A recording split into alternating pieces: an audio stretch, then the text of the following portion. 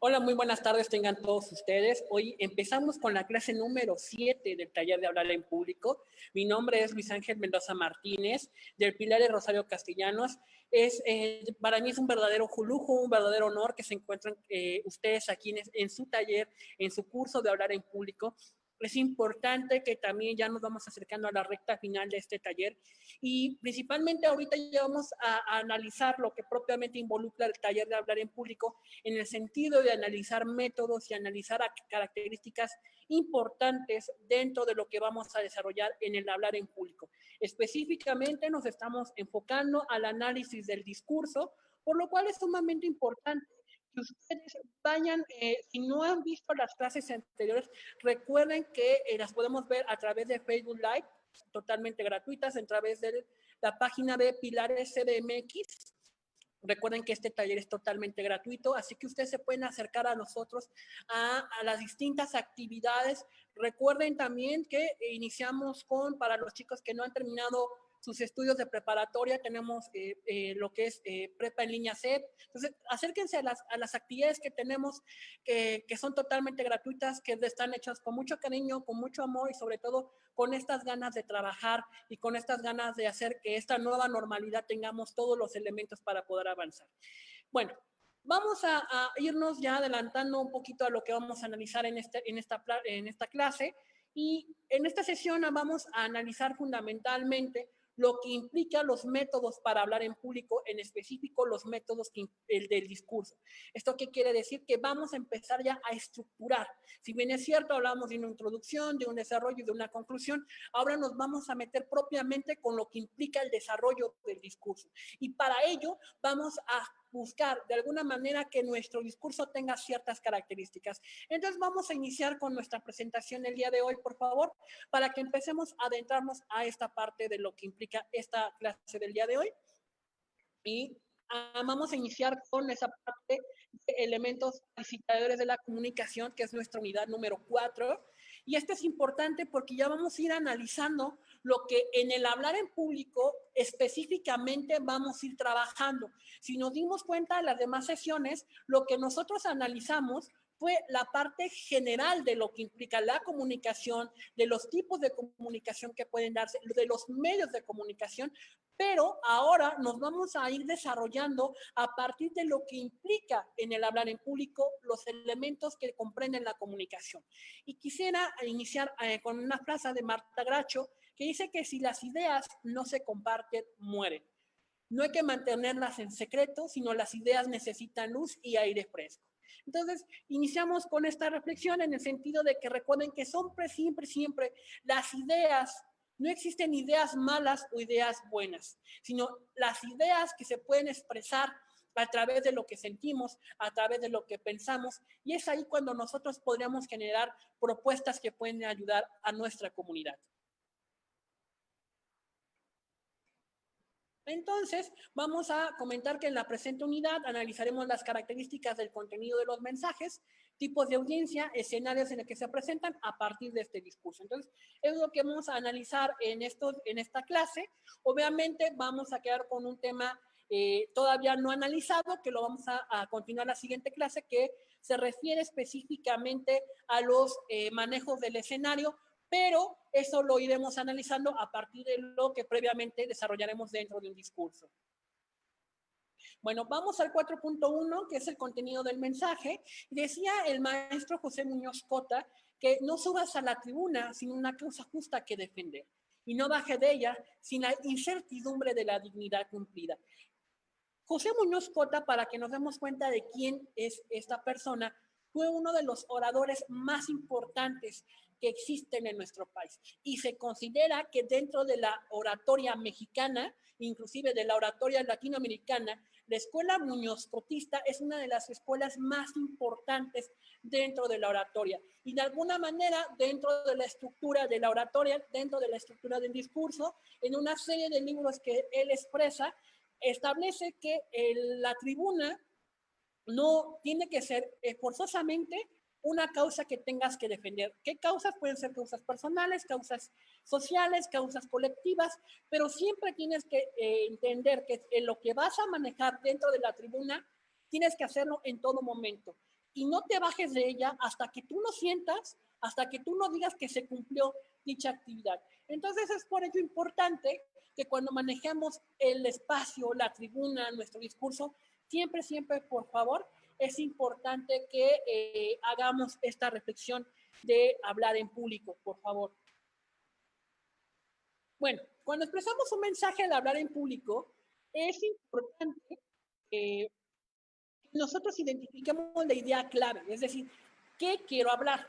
Para ello, mis recomendaciones parten en que analices, por ejemplo, cuando tenemos la oportunidad de tener un discurso preparado o que nos dan un tema para un certamen de oratoria, o, por ejemplo, cuando hablamos de poesía, pero nos piden, por ejemplo, que hablemos de determinados temas o determinados autores, que analicemos la oración, es decir, cada palabra, donde nos damos cuenta de que existe un tema principal, si existen temas secundarios o consecuentes, para que nosotros nos demos un primer acercamiento de lo que vamos a hablar.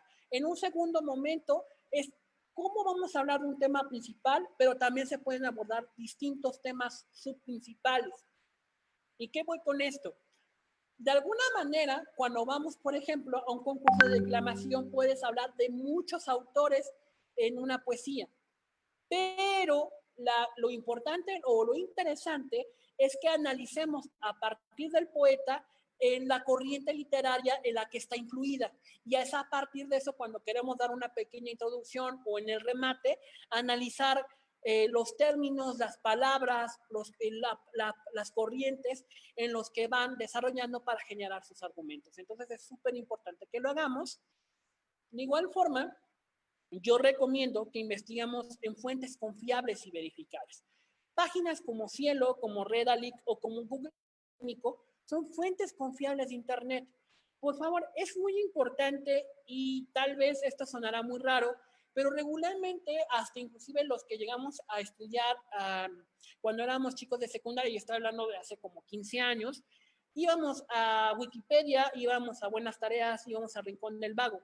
El gran problema es que puedes modificar la información que viene ahí. Entonces, si tú modificas la información que encontramos, cualquier persona puede que encontremos información que no sea correcta. Entonces, es por ello importante que cuando nosotros seleccionemos nuestra información, busquemos en Cielo o en Redalyc, que regularmente son autores reconocidos de distintas universidades de varios países del mundo y que inclusive existen contenidos en inglés y en francés que te van a facilitar el realizar alguna determinada actividad sobre un tema de investigación. De igual manera, es importante o es recomendable que cuando nosotros hagamos una cita, puede hacerse de dos maneras.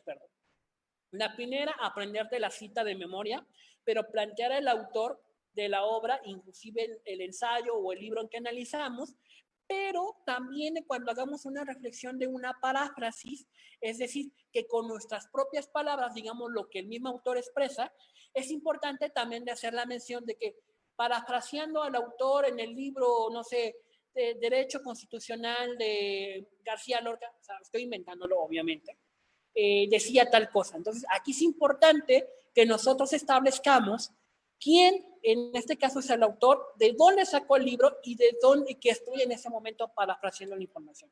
De igual manera, es importante que hagamos apuntes y de los temas más principales que vamos a ir abordando.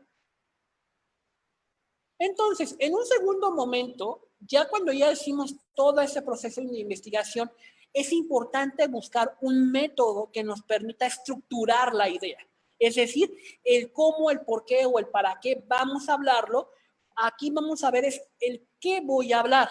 ¿Vale? Entonces, en el qué voy a hablar, voy a empezar a ver los tipos de métodos que aquí voy a plantear.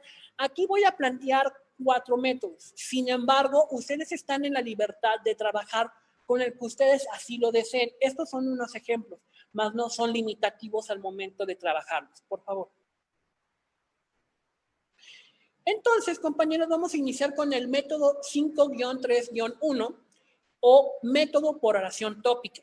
Algunos que ya habrán estudiado Derecho, algunos que habrán estudiado Filosofía, algunos que habrán estudiado Literatura, sabrán que una oración tópica es una oración que permite entender un argumento o una argumentación de un tema en específico. Pero cuando nosotros hacemos este método, como yo lo vamos mencionando primero, vamos a especificar que este se maneja para ciencias sociales o temas científicos. Y que lo que vamos a buscar es que vamos a simplificar a través de oraciones ideas que vamos a presentar en el discurso hasta lograr solo una oración, ¿vale? Entonces, esto es muy importante que nosotros lo hagamos porque cuando nosotros tenemos muy claro lo que vamos a hablar, con solo la idea que tengamos presente, podríamos ir desglosando la información que vamos a ir disertando. Entonces, vamos, por favor, a entender, vamos al siguiente punto. En este caso, se plantean como 5 ideas como máximo. ¿Pueden ser más? Sí. Pero, ¿por qué menciono 5 ideas? Porque recordemos que vamos a regresar a una idea original, a una sola idea, que es, digamos, la idea matriz. Entonces, estas 5 ideas vamos a expresar, por ejemplo, vamos a hablar que si yo hablara de los perros, tendría que saber que la idea 1 dice los perros son el mejor amigo del hombre. Idea 2, los perros protegen la casa. La idea 3, los perros son amistosos. La idea 4, los perros son animales sociales. Y la idea 5, los perros defienden la casa. Los niños y las niñas y niños, nos damos cuenta que si bien es cierto los 5 puntos, estamos totalmente de acuerdo que lo hace el perro, ¿vale? Pero aquí lo que buscamos es que con una sola oración vamos a hacer que todas esas 5 oraciones se vayan disminuyendo. Entonces, el segundo punto es observa si los temas son repetitivos o se pueden unir con otros. Y hazlo para que queden 3 ideas. Es decir, que si teníamos, por ejemplo, si ustedes iniciaron con 10, por ejemplo, van a hacerlo a 5. Entonces, en este caso, teníamos 5, lo vamos a hacer a 3. Pero les voy a poner un ejemplo. Idea 1, los perros son el mejor amigo del hombre, pero esa creo que queda sin ningún problema separada.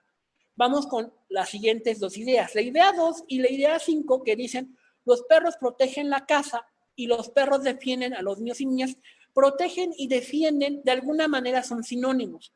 Entonces, podemos englobar que los perros protegen el hogar, los niños y las niñas, porque efectivamente la protección no solamente va a implicar el hecho de que protejan un espacio físico, sino también van a proteger a las personas. En un segundo aspecto, vamos a unir la idea 2, que son los perros son animales sociales, con los perros son amistosos. ¿Esto qué quiere decir? Si nosotros conocemos a los perros, sabemos que dentro de los animales domesticados, una de las características principales es que son animales sociales. Entre ellos los perros son animales sociales. ¿Por qué? Porque nosotros tenemos un contacto directo y existe una relación de confianza, una relación de empatía y una relación de cariño. Entonces podemos justificar en que los perros son amistosos porque son animales sociales. Entonces, si se dieron cuenta, ya construimos ahora estas 3 ideas. La primera idea, los perros son el mejor amigo del hombre. En un segundo momento, los perros protegen el hogar, los niños y las niñas. Y en una tercera idea, los perros son amistosos por ser animales sociales. Entonces ya tenemos nuestras 3 oraciones tópicas a partir de las 5 previas que teníamos. Entonces vamos al siguiente punto, donde el resultado ahora de las 3 debe generar una idea única que comparta los aspectos más importantes de las 3 anteriores, ¿vale? Entonces otra vez vamos a volver a resumir las 3 ideas que teníamos. Recordemos que vemos la idea 1, los perros son el mejor amigo del hombre. La 2, los perros protegen el hogar, los niños y las niñas. Y 3, los perros son animales amistosos por ser animales sociales. Entonces, si nosotros queremos reducir, podríamos eliminar animales amistosos para que quede de la siguiente manera. Los perros son los mejores amigos del hombre, pues son animales sociales, así como protectores del hogar, los niños y las niñas. Si se dan cuenta, ya aquí englobamos todos los puntos que íbamos mencionando durante todo el trabajo que hicimos de las oraciones tópicas. ¿Por qué? Porque ya cubrimos el requisito o la característica de amistad con animal social. Cubrimos el requisito de la protección y cubrimos el requisito de los animales sociales. Y que si nosotros lo explicamos de esa manera o a manera de conclusión, sabemos que cubre con los requisitos que previamente hicimos de las 5 oraciones tópicas anteriores. Entonces, es un claro ejemplo de cómo, por ejemplo, en el siguiente punto, hacemos mención de que al construir una idea simplificada, todo lo que estudie se reduce a una sola oración. En el caso de que se nos olviden las oraciones tópicas anteriores o que no sepamos una idea cómo la íbamos a desarrollar, podemos sustituir esa idea con la idea tópica general o generar ideas a partir de esa oración tópica. Entonces, es importante que hagamos esa práctica, que ustedes si lo van considerando como un método idóneo, pues sería una manera de poder trabajar con ellos. Bueno, vamos a ir con el siguiente método, que es método acción-reacción, y este tiene que ver específicamente con los procesos históricos, culturales y sociales de un hecho concreto. Entonces, este método lo que busca es analizar cuáles fueron los elementos que detonaron una consecuencia concreta sobre un hecho, sobre una acción o sobre una decisión. A partir de esto, lo que vamos a ir analizando es que cuando nosotros entendemos que existe un antecedente, un consecuente y una consecuencia, vamos a entenderlo de una manera más sencilla. Pero ahorita les voy a explicar el por qué. Vamos a entenderlo a partir de la siguiente fórmula, para que lo entendamos de la siguiente manera. Cada idea tiene un orden, ¿vale? Una idea A más una idea B es una idea C. Entendámoslo como una suma. 2 más 3 es igual a 5. En este caso, si yo explicara a un niño para que sepa matemáticas, es hoy, mira, ahorita Juanito tiene 2 manzanas, pero le regalan 3 manzanas. Si nosotros juntamos 2 más 3 manzanas y contamos nuestros dedos de la mano, vas a poder saber cuántos números son. Entonces, cuenta los dedos para saber cuántos números de manzanas tenemos. Y así es como nosotros generamos una idea. Pero también puede pasar que podemos tener más ideas sobre un mismo término. Entonces, ejemplo, voy a poner acerca de la Constitución de 1917, por ejemplo. Sabemos que en la Constitución de 1917 existen derechos humanos, existe división de poderes y existe la parte de las obligaciones de la administración pública. Pero en un segundo momento yo quiero hablar como idea B de los derechos humanos respecto a la sociedad mexicana. Pero para eso también tengo que hablar que existen derechos, que no existen algunos derechos o que de alguna manera por cuestiones ajenas al mismo derecho, por ejemplo, estas no se aplican. Entonces ahí, si nosotros nos damos cuenta, también puede pasar que simplificamos ideas a partir de una idea general, es decir, una idea X, una idea Y, pero si las juntamos todas puede generar una idea A, que es lo que también hicimos con las oraciones tópicas. Una idea M más una idea N más una idea O puede generar una idea B. Con una idea A más una idea B podría generar una idea C. Entonces, en esto tenemos que partir, pero ya en una acción concreta, en una consecuencia concreta. Por ejemplo, si yo les dijera que si yo le agregara cloro a la sosa, por ejemplo, quienes han lavado el baño, generó un gas, generó ácido clorhídrico y ese gas produce daños a los pulmones. Entonces, si yo hablara de un discurso en torno a las medidas de protección para lavar un baño, es importante que entendamos que el uso del cloro con la sosa cáustica junta puede generar una reacción creando el ácido clorhídrico que daña nuestros pulmones y que daña nuestras vías respiratorias. Ahí es un ejemplo muy claro de cómo hacemos una acción, una reacción y una consecuencia.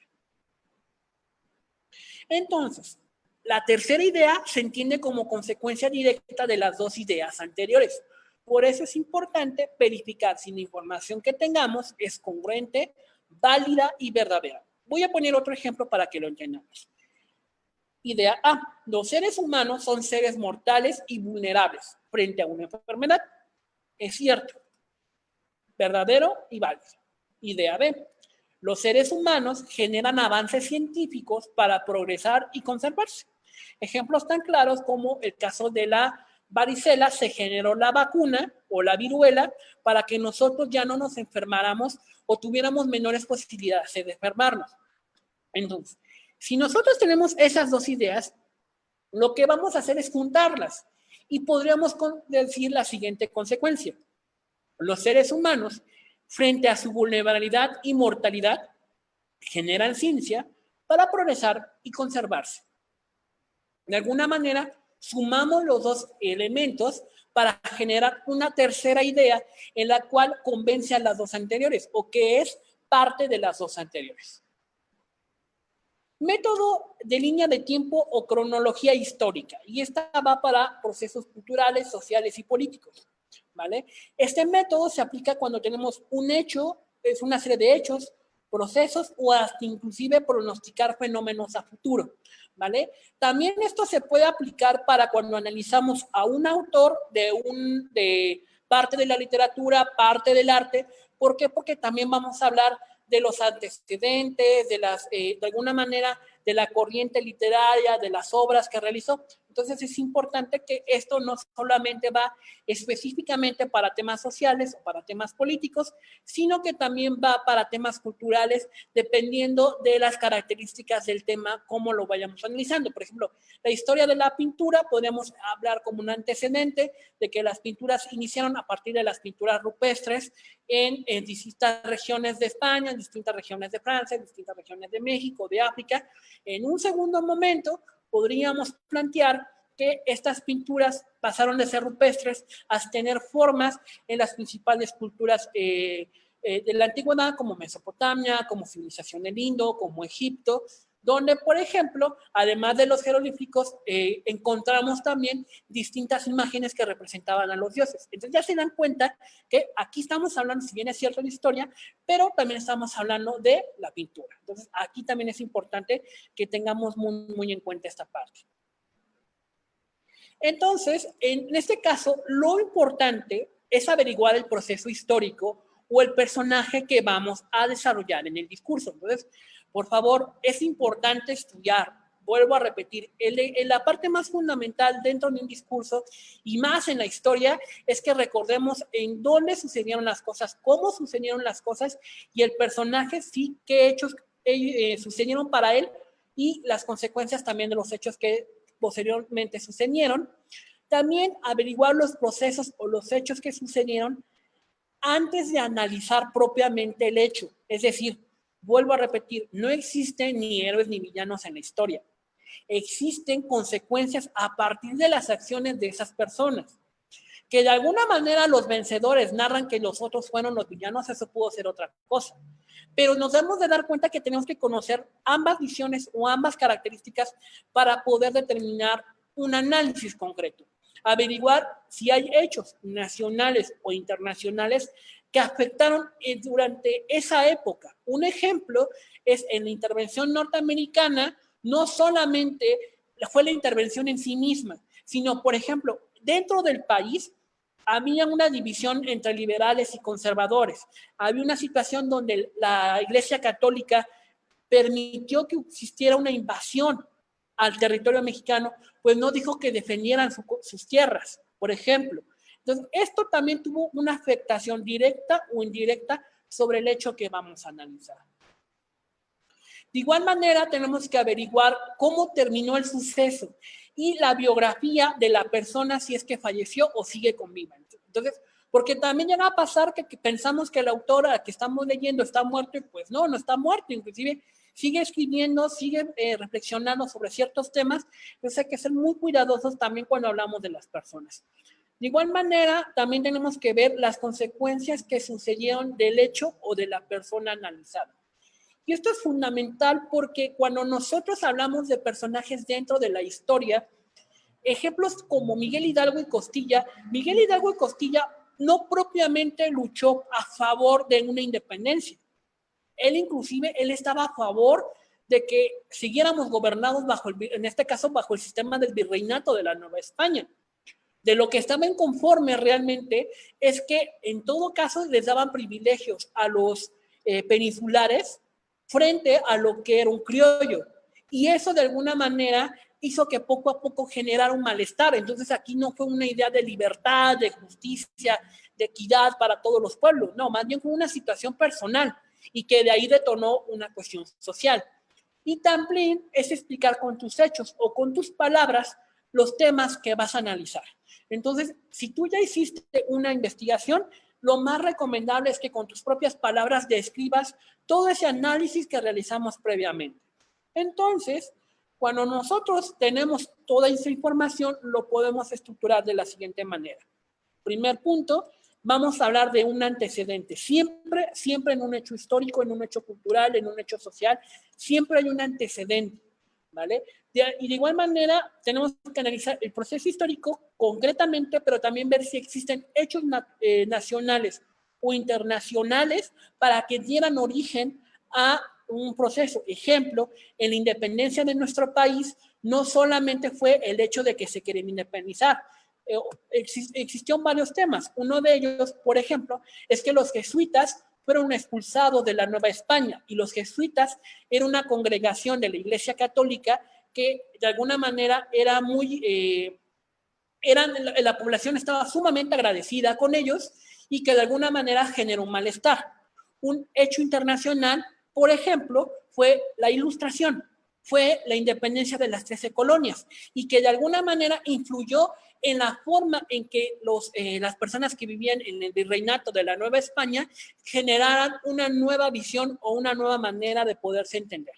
Posteriormente, hablamos del proceso histórico, sabemos que se divide la independencia de México en 3 etapas y que dicho de esas 3 etapas, hablamos de una primera etapa, perdón, 4 etapas. La primera etapa donde Hidalgo es la que maneja todo el tema de la guerra, donde hasta lo fusilan en Chihuahua. En un segundo momento, la intervención que hace Morelos sobre su campaña hacia el sur hasta su fusilamiento en Ecatepec en 1815.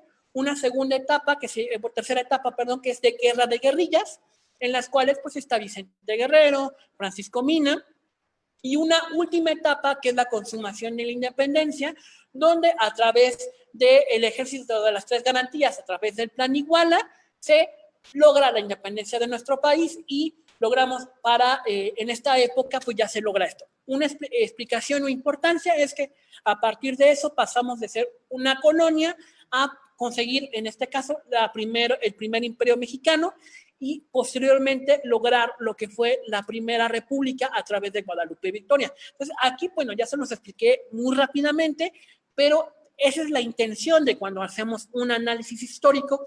Y esto también nos permite, por ejemplo, a aquellas personas que seguimos estudiando primaria, secundaria o preparatoria, es una muy buena manera cuando preparemos un examen o alguna actividad para inclusive hacer un examen de ingreso para bachillerato o para preparatoria. Este método nos permite entender de alguna manera las características más importantes y ya poderlo explicar. Vamos a ir con el método deconstructivo o del edificio. Y este va para alguna problemática crítica, solución de un tema concreto. Aquí sí debo de poner mucho cuidado en esto. No es solamente voy a analizar un proceso de historia y le voy a quitar y le voy a modificar, porque ahí prácticamente no estoy hablando de un hecho histórico, estoy prácticamente deformando la historia. No, aquí es básicamente hablar de un tema concreto, hablar de un análisis concreto de una área de conocimiento específica. Y para ello, tengo que explicarle que la deconstrucción es un método filosófico y un método literario que va a generar que a partir de un tema, a partir de nuestro lenguaje, se vea como una unidad. Y esta unidad veámoslo como un edificio. A un edificio, si le pasa algo, no podemos destruir el edificio y lo volvemos a construir. Sería muy costoso, o una casa. Entonces, si nosotros dividimos la casa en sus unidades, es decir, en cuartos, en baños, en espacios, podríamos observar aspectos que son positivos, negativos, pero podemos resarcir, podemos recuperarlos, pero también aspectos negativos que requieren a fuerza una sustitución. Ejemplo muy claro sí, que si se rompiera la taza del baño, pues no habría, si se puede componer, adelante, pero si no, mejor quitamos la pieza y le ponemos otra para que realmente sea funcional dentro de nuestro hogar. Entonces, a partir del método deconstructivo, tenemos que analizar el tema que vamos a disertar y delimitarlo de la siguiente manera. Primero, tenemos el tema y lo vamos a subdividir en subelementos. Y estos tienen que ver en los siguientes 4 puntos. Primero, elementos positivos que son la base del tema, que prácticamente sin esos puntos el tema no tendría sentido. En un segundo punto, los temas secundarios que sostienen al tema. Si lo queremos ver como un árbol, son como las ramas del árbol, es decir, todo lo que hace que el árbol no se caiga. El segundo aspecto tiene que ver con lo negativo, pero solucionable, es decir, que si nosotros observamos, poniendo el ejemplo ahora de un refrigerador, pues si el refrigerador solamente requiere reparaciones menores, pues ya simplemente hablamos al técnico y reparamos nuestro refrigerador para que funcione en nuestra casa. Y un aspecto negativo pero irreparable, es decir, que de plano no hay solución.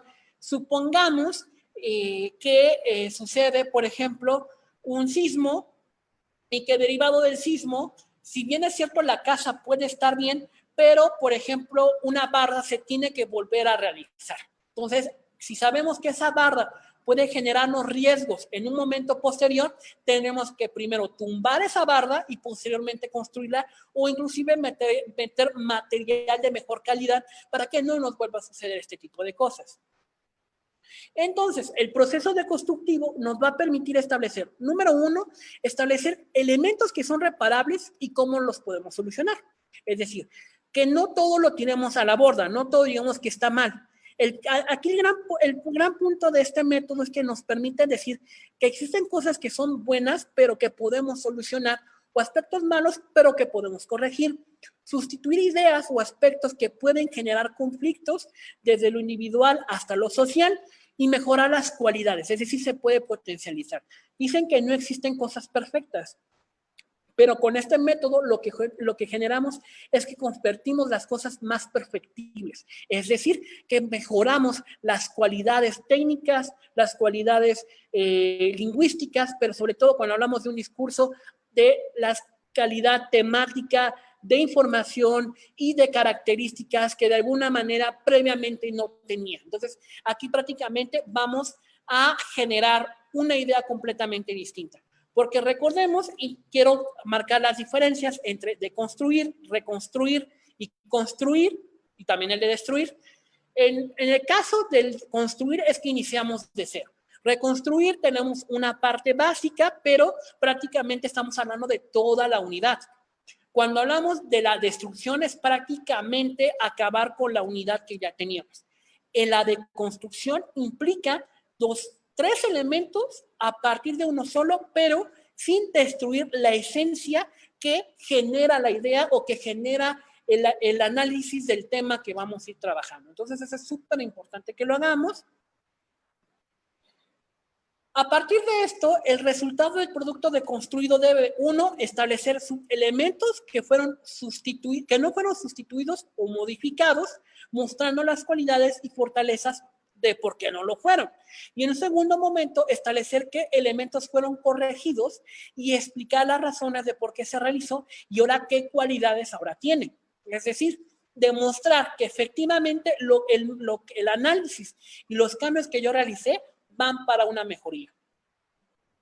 De igual manera, los elementos que se retiraron, las razones de explicar por qué no funcionó y los nuevos elementos que incorporamos. Recuerden cuando habíamos platicado en nuestras clases que no sirve criticar, sino es proponer y dar soluciones. Aquí, en el método deconstructivo, es una excelente manera que cuando tenemos que criticar un tema o criticamos un mal actuar, dar razones de cómo sí tiene que subsistir, pero bajo distintas características. Y para qué funciona o que estas correcciones potencializan o mejoren los alcances que previamente tenía determinada acción, determinada actividad, determinado tema. Y como ustedes se dan cuenta, este punto 3 implica que cuando vamos a disertar bajo este método, es un método demostrativo, ¿vale? Si bien es cierto, de alguna manera abordamos los aspectos negativos, pero al final de cuentas no es solamente abordar lo negativo y quedarnos con lo negativo, sino demostrar aquello que corregimos, aquello que eliminamos y aquello que ahora es mejor que previamente estaba. Entonces, vamos ahora sí con el 4.2, que es el impacto al público, y vamos con la reflexión que también el maestro José Muñoz Cota nos afirmaba, que todo fondo implica forma, es decir, que no hay increpancia entre la verdad y la belleza. Persuadir y convencer son tiempos unidos en tiempos discursivos. Es decir, que el hecho de que tengas un muy buen argumento no significa que no tengas la capacidad de conmover, de expresar, de hacer sentir, de hacer vibrar a las personas. Entonces es importante que nosotros generemos en nuestro discurso, en nuestro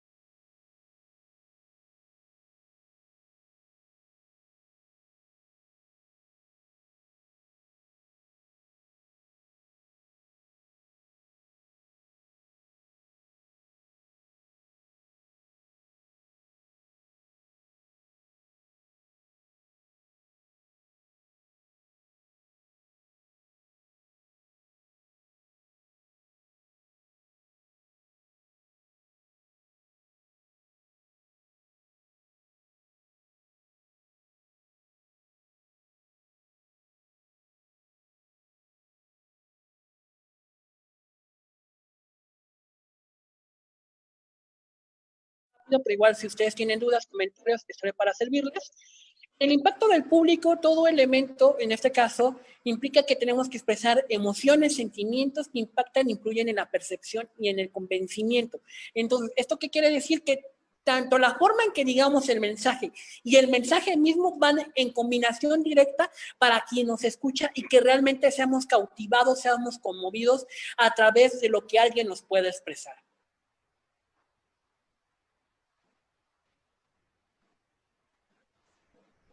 Entonces, para ello es importante realizar las siguientes preguntas. ¿Para qué hablo? ¿Qué mensaje quiero dar a las personas y cómo me escuchan? ¿Para qué hablo? ¿Para quién hablo o quiénes me escuchan y dónde disertaré el tema? Estas preguntas son fundamentales al momento de hablar en público y ahorita haremos el análisis de cada una de ellas. Entonces, como les comentaba, el para qué hablo involucra las razones por las cuales voy a hablar y nos permite identificar el propósito en el que vas a expresar el mensaje. En este caso, si nos deseamos expresar una postura o un punto de vista o si buscamos concientizar a la población que nos quiera escuchar. En un segundo momento, es qué mensaje quiero dejar a las personas que me escuchen, es buscar que mi mensaje es convencer a un público concreto, conmover con mi mensaje, persuadir a quienes me escuchan y de qué manera yo quiero que me escuchen. De igual manera, cuando vamos con la siguiente pregunta, ¿por qué hablo? Debo de estar convencido de que voy a hablar. Recuerden que en el hablar en público, lo importante es que tú estés convencido más allá de que de alguna manera estés obligado a hacerlo, porque de lo contrario no tendrás ni las ideas ni el convencimiento para expresar la idea. Entonces, aquí es muy importante que cuando estemos informados de las ideas, tengo que buscar toda la información que me esté de la mano y debo de ser consciente también de las posibles consecuencias de lo que voy a decir de mi discurso. Entonces, si no estoy de acuerdo, mejor ni siquiera decir las cosas. Mejor seamos conscientes y digamos aquello que realmente nos agrade y de lo que no, pues simplemente marcar una postura, decir, no considero que es prudente esto por A, por B y por C. De igual manera, para quién hablo o quienes me escuchan, debo conocer los conocimientos a quienes tienen los mensajes a quien va dirigido. Es decir, conocer la cultura, los temas, la forma en la que se van desarrollando las personas a partir de su nivel académico. Hay personas que solamente terminaron la primaria, que solo terminaron su secundaria. Entonces es importante conocer cómo es los conocimientos que tienen, el grado académico, conocer también las edades de las personas, porque si bien es cierto, tú podrías hablar del Quijote de la Mancha a estudiantes universitarios o a jóvenes de 18, 20 años, pero no es lo mismo la manera de hablar del Quijote para niños de 4 o 5 años que si a duras penas están entendiendo lo que implica que son las vocales, que son las consonantes. Entonces, tienes que contárselos a manera de cuento, a que cuando tú te lo platicas con un público ya más joven, ya de alguna determinada una edad, ya tienes que hablar a través de que eso es una novela. Y también conocer las actividades a las que se dedican las personas que nos escuchan. De igual manera, ¿dónde disertaré el tema? Esto implica el espacio físico en donde las personas viven, es decir, conocer cultura, usos, costumbres y tradiciones que las personas van desarrollando desde su día a día. Y a partir de eso, si él tuvo una relevancia histórica dentro del estado o del país. Y de igual manera, ver si en ese lugar, por ejemplo, se está llevando una actividad importante. Ejemplo, en San Pedro Tláhuac se hace el concurso nacional de oratoria y de declamación a partir de su fiesta patronal. Entonces, ahí nos damos cuenta que este concurso se hace gracias a que existe la fiesta patronal. O si existe una festividad regional. ¿Y a esta qué me refiero? Por ejemplo, aquí en la zona sur de la Ciudad de México existe la Feria Regional de la Alcaldía de Milpalta. ¿Por qué? Porque es un recordatorio de los acuerdos que se llegaron entre carrancistas, entre villistas y zapatistas para convivir de manera armónica después de los años de la Revolución Mexicana. Y de igual manera, pues tenemos la Feria de la Barbacoa en San Salvador Cuauhtémoc, la Feria de la Nieve en Santiago Tullehualco, tenemos la Feria del Mole en San Pedro Actopan, que son festividades regionales, que si bien es cierto, estamos hablando de una fiesta de un pueblo, pero no es propiamente de un santo patrón, a diferencia. Entonces, para que tengamos claro de cómo podemos ir diferenciando cada uno de ellos, y vamos a ir yendo al 4.3, que se refiere a los discursos para motivar.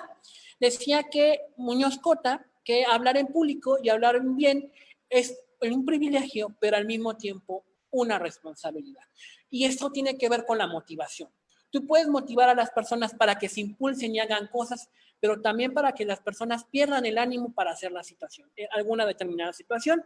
Entonces, la finalidad de un discurso es para motivar a nuestro público para realizar o pensar o sentir una determinada idea frente a lo que disertamos. Y para ello, yo te recomiendo lo siguiente. Entonces, convéncete primero de lo que dices, es decir, si tú te sientes convencido, si tú estás contento, si tú estás alegre de lo que dices, es importante que lo demás va a fluir. Justifica tus ideas. Describe las emociones, describe los sentimientos, la forma en la que tú vas desarrollando tu tema. Date el placer de describir a través de una recitación, a través de una declamación, a través de un discurso, ¿qué piensas tú? ¿Qué vives tú? ¿Qué sueñas tú? Ese es un momento que por eso te decía que este taller es para ti, porque en este momento vas a describir tus pasiones, tus sentimientos, tus emociones, la forma en la que tú quieres vivir. Y no dudes que tienes palabras para convencer. Confía, vive y refleja los sueños que en algún momento llegaste a tener para llegar a donde tú quieras llegar. Ese es mi primer gran consejo. Posteriormente, busca las motivaciones y compártelas a las demás. Si tú tienes motivación de hacer algo, de hablar algo, de expresar algo, evidentemente cuando las compartas con las demás, las personas se van a dar cuenta de tu motivación y hasta inclusive van a compartir esas motivaciones, van a seguir esas motivaciones. Describe los mensajes, expresa los sentimientos, utilizas palabras que permitan ser ese motor que impulse a tu público para que haga mucho más. De igual manera, busca las palabras adecuadas para que tu mensaje sea comprendido. Sé cuidadoso con las palabras que pronuncies. Analiza, como hemos mencionado, las posibles consecuencias de nuestras ideas y recuerda que el discurso debe de ser de fácil entendimiento, que debe de ser fácil para quien nos escuche. Entonces hay que buscar las palabras, las ideas que nos permitan abrir esa llave que nos permita llegar al entendimiento, a la empatía, pero sobre todo a la confianza con quien nos escuchen. De igual manera, buscar las palabras adecuadas que generen confianza y empatía para que estas palabras generen diálogos, confianza de quien nos escucha y de igual manera nos identifiquen dentro de la comunidad. Entonces es muy importante que nosotros busquemos esta parte dentro de nuestro discurso. De igual manera, busca qué puede pasar positivamente hablando. Si tú haces bien las cosas como tú las planteas, todo va a salir bien. Recuerda, vive y piensa positivamente. Siempre podrá haber cosas negativas, pero si tú estudiaste, si tú ensayaste, si tú te motivaste, si tú generaste esas sensaciones, lo demás vendrá por añadidura. Tipos de escenario, dice Charles Chaplin, que no te esperes que te toque el turno de hablar. No lo esperes, simplemente hazlo y disfrútalo. Entonces, recordemos que al momento de hablar tenemos que, uno, identificar si es un espacio abierto o un espacio cerrado. En un segundo momento, tenemos que realizar que si este espacio, si es un tipo de espacio en un auditorio, en un salón, en un auditorio, porque eso nos va a generar de alguna manera el hecho de dar ideas, de dar nociones o hasta inclusive que nuestra voz sea mejor proyectada. Entonces también es muy importante que nosotros generemos esta parte De igual manera, identificar unas herramientas y los medios electrónicos. Esto ya es como un tema de colación, pero es importante que recordemos que existen herramientas físicas, herramientas electrónicas y herramientas virtuales, que eso lo vimos en la clase número 5. Entonces, quienes quieran verlo, sería muy importante que lo analicemos en esa parte y con mucho gusto, si tienen dudas, lo iremos, les iré contestando. De igual manera, ¿cómo se utilizan esas herramientas electrónicas? Haz pruebas. Mira, la mejor manera de aprender es ensayando. Y si nos equivocamos, qué bueno, porque eso entonces ya no nos va a volver a pasar después. Si requieres apoyo de una persona, también pídelo. También el hecho de pedir una ayuda a alguien no es malo. Lo malo es no pedir una ayuda y a la mera hora regarlo. Entonces, no, siéntate en la confianza de pedir ayuda, que se encuentre antes de hacer tu actividad y después de hacer tu actividad. Porque, por ejemplo, ahorita lo que me acaba de pasar, se acaba de ir de la luz, pero yo tengo un equipo de trabajo. Tengo, por ejemplo, a Adriana, tengo, por ejemplo, a Joaquín, tengo a Caro, tengo a Xochitl, que me están apoyando en este momento a través de Facebook Live, que le están dando seguimiento ahorita al taller para que cuando regresara al internet, inmediatamente regresara. Entonces es importante que yo tenga un equipo de trabajo que también me pueda apoyar o tener una red de confianza de amigos que me puedan ayudar. Identifiquemos cómo está nuestro público distribuido, si está sentado, parado, si el mensaje también pueden sentirlo pesado, o en este caso también buscar que nuestro público se pongan con una mayor atención a través de una buena entonación, una muy buena impostación de voz, pero sobre todo con la confianza y la empatía de generar una propuesta, una idea, una serie de argumentos que nosotros vamos a ir desarrollando. Entonces, ya para terminar, alguna pregunta, me gustaría que ustedes ahorita en este momento realicen sus preguntas, hagan estos cuestionamientos. Recuerden que en Pilares no estás solo, creemos en ti, eres importante. Mi nombre es Luis Ángel Mendoza Martínez. Entonces, es importante que en este momento, cuando nosotros hagamos estas reflexiones en torno a cuando hablemos, seamos muy cuidadosos, busquemos nuestra información, seamos críticos de la información que nos va llegando día con día y que parte de esta información que va generando experiencias, emociones, datos de periódicos, datos de revista, es importante que hagamos. Esta última reflexión que voy a hacer es importante porque ya la he repetido, pero vale la pena volverlo a expresar. Me han dicho, según lo escuché, por ahí escuché, es que alguien me dijo, también es un origen de la infodemia, de las fake news.